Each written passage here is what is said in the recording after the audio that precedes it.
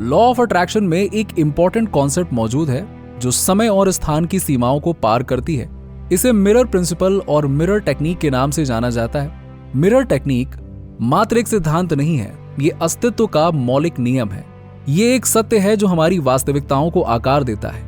ये हमें बताता है कि जो दुनिया हम अपने चारों ओर देखते हैं वो सिर्फ रैंडम इवेंट्स का संग्रह नहीं है, बल्कि एक दर्पण है, एक मिरर है जो हमारे विचारों, विश्वासों का प्रतिबिंब है। इस वीडियो को अंत तक देखिएगा क्योंकि आज हम मिरर टेक्निक की कुछ महत्वपूर्ण बातों को समझेंगे और जानेंगे कि यह हमारे जीवन को कैसे आकार दे सकता है। असल में हम सबकी वास्तविकता एक मिरर की तरह काम करती है जो आपके और दुनिया के साथ आपके रिश्तों को दर्शाती है। आइए इसे एक उदाहरण से समझने की कोशिश करते हैं। यदि आप मानते हैं कि आप पैसे अट्रैक्ट करने में असमर्थ हैं, तो आपकी वास्तविकता भी इन मान्यताओं को प्रतिबिंबित करेगी। ये यूनिवर्स से कम्युनिकेट करता है कि आपको अपनी पैसा बनाने की क्षमताओं पर संदेह है।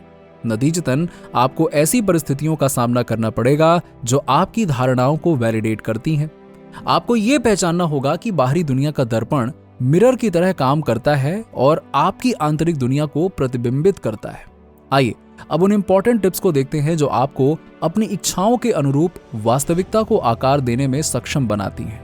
मिरर टेक्निक का मूलभूत पहलू ये समझने के इर्द गिर्द घूमता है कि ये दर्पण दो अलग अलग पहलुओं को रिप्रेजेंट करता है, आपका स्वयं के साथ संबंध और दुनिया के साथ आपका संबंध। सरल शब्दों में इस मिरर के भीतर जो आप देखते हैं वो आपकी आत्मधारणा और दुनिया की आपकी धारणा का प्रोजेक्शन है। यदि आप ये विश्वास रखते हैं कि आप अच्छी चीजों के लायक नहीं हैं, तो दर्पण केवल उस विश्वास को दर्शाता है और प्रभावी ढंग से संचार करता है। आप अपनी योग्यता पर सवाल उठाते हैं। आपका प्रतिबिंब उन संकेतों की प्रतिक्रिया है जो आप रियलिटी मिरर को भेजते हैं। वास्तविकता के दर्पण को एक दृढ़ मित्र के रूप में सोचें जो लगातार आपके विश्वासों को पुष्ट करता है। उस रिफ्लेक्टेड इमेज को सीधे बदलने की कोशिश करने के बजाय हमारा दृष्टिकोण उस छवि को बदलने का होना चाहिए जिसे हम मिरर पर प्रोजेक्ट करते हैं। ये उसी तरह है जैसे हम लोगों को प्रभावित करते हैं। यदि हम सीधे किसी से कहते हैं ऐसा मत करो, इस बात की बहुत अधिक संभावना है कि वो ऐसी चीजें जरूर करेंगे। बट प्रेरित करके कुछ कार्यों से बचने के लिए ठोस कारण प्रदान करके और संभावित नकारात्मक परिणामों को समझाकर हम व्यक्ति को हमारे प्रभावों को सुनने और स्वीकार करने के लिए अधिक इच्छुक बना सकते हैं। हमारा उद्देश्य अप्रत्यक्ष रूप से हमारी दुनिया को प्रभावित करना है। तो बस हकीकत का आईना आपकी बातों को बढ़ा देता है। यह हमेशा वो प्रतिबिंबित करता है कि आप अपने और अपने दृष्टिकोण दोनों के संबंध में अपने मन में क्या सत्य मानते हैं। तो बस हकीकत का आईना आपकी बातों को बढ़ा देता है। यह हमेशा वो प्रतिबिंबित करता है कि आप अपने और अपने दृष्टिकोण दोनों के संबंध में अपने मन में क्या सत्य मानते हैं। अब सवाल यह है कि हम इसे बदलें कैसे, हम इस पैटर्न को कैसे बाधित कर सकते हैं और सचेत रूप से चुनाव कर सकते हैं कि हम क्या चाहते हैं। तो इसका उत्तर आपकी अपनी पहचान और दृष्टिकोण, अपना प्रतिमान बनाने में निहित है। अपनी पहचान कैसे बनाएं, ये समझने के लिए मैं एक उदाहरण देता हूं। देखिए, सबसे पहले तो ये स्पष्ट करें कि आप लॉन्ग टर्म में क्या चाहते हैं। इस बात पर विचार करें कि आप स्वयं को 10 वर्षों में प्रतिदिन क्या करते हुए देखते हैं, जिससे आपका जीवन निरंतर एक एंडलेस मैनिफेस्टेशन जर्नी की यात्रा बन जाता है। अपने आप से पूछें, मैं कौन हूं? इन सभी चीजों को प्राप्त करने के दौरान मेरे पास कौन से गुण और लक्षण हैं? ये महत्वपूर्ण है। इसके बाद अपने दृष्टिकोण को परिभाषित करें। जब आप इस वास्तविकता को जी रहे हैं तो आप दुनिया को कैसे देखते हैं? जब आप इन सभी चीजों का अनुभव करते हैं तो आपका दृष्टिकोण क्या है? अपनी पहचान के बारे में अफर्मेशंस के साथ शुरुआत करें, जैसे मैं योग्य हूं, मैं अबंडेंस को आकर्षित करता हूं क्योंकि मेरे पास परिवर्तनकारी शक्ति है। फिर आपके दृष्टिकोण से संबंधित अफर्मेशंस तैयार करें, जैसे यूनिवर्स मेरे पक्ष में काम करता है, सब कुछ यूनिवर्स ग्रैंड प्लानिंग के अनुसार सही समय पर सामने आएगा। जैसे जैसे आप इन अफर्मेशंस को प्रतिदिन दोहराने और इन्हें आत्मसात करने के लिए प्रतिबद्ध होंगे, आप एक उल्लेखनीय परिवर्तन देखेंगे। दुनिया के प्रति आपका दृष्टिकोण धीरे धीरे बदल जाएगा। भले ही आप जो चाहते हैं वो अभी चुनौतीपूर्ण ही क्यों न हो, इसका मतलब ये नहीं है कि यह भविष्य में प्राप्त नहीं किया जा सकेगा।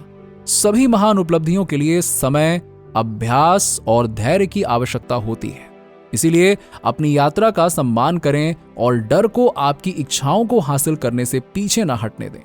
यह पहचानना महत्वपूर्ण है कि हम अपनी भौतिक दुनिया में जो रिफ्लेक्शन देखते हैं उसमें एक निश्चित देरी होती है, और इसका कारण यह है कि अपनी आंतरिक दुनिया में हम अपनी आंखें बंद करके जो हम चाहते हैं उसकी कल्पना करके तुरंत एक मेंटल इमेज बना सकते हैं। यह हमारे डायमेंशन में इसी प्रकार कार्य करता है। हालांकि थर्ड डायमेंशन फिजिकल रियल में किसी चीज के अंतर्निहित गुणों के कारण उसे मैनिफेस्ट होने में देरी होती है। फिजिकल मटेरियल डेंस होते हैं और नेचुरल लॉज का पालन करते हैं। इंस्टेंट मैनिफेस्टेशन को रोकता है।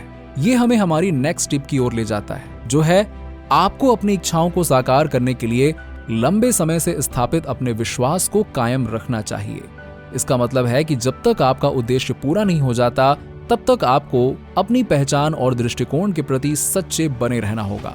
आप जो चाहते हैं वो बनने के लिए किसी ऐसे व्यक्ति की पहचान अपनाने से शुरुआत करें जो पहले से ही उसका प्रतीक है। विजुलाइज करें कि ऐसा व्यक्ति कैसा व्यवहार करेगा और कैसे उस बिहेवियर को अपने अंदर लाया जा सकता है। जैसे ही आप इस प्रक्रिया में आगे बढ़ते हैं, आप पहचानने लगेंगे कि जीवन में उतार चढ़ाव आते रहते हैं। कभी कभी मैनिफेस्टेशन तुरंत सामने नहीं आती है, एंड एज अ रिजल्ट विश्वास के साथ साथ उत्साह भी कम हो जाता है। देखिए, उतार चढ़ाव इस मैनिफेस्टेशन जर्नी का अभिन्न अंग है। सार ये है कि आपने जो पहचान और दृष्टिकोण बनाया है उससे अटूट रूप से जुड़े रहें, क्योंकि ये आपके जीवन में गहन परिवर्तन लाने का सबसे शक्तिशाली साधन है। ये समझना आवश्यक है कि वास्तविकता का दर्पण आपके विचारों की प्रकृति को नहीं बल्कि उन विचारों के सार को दर्शाता है। अब इसे ध्यान से समझिएगा।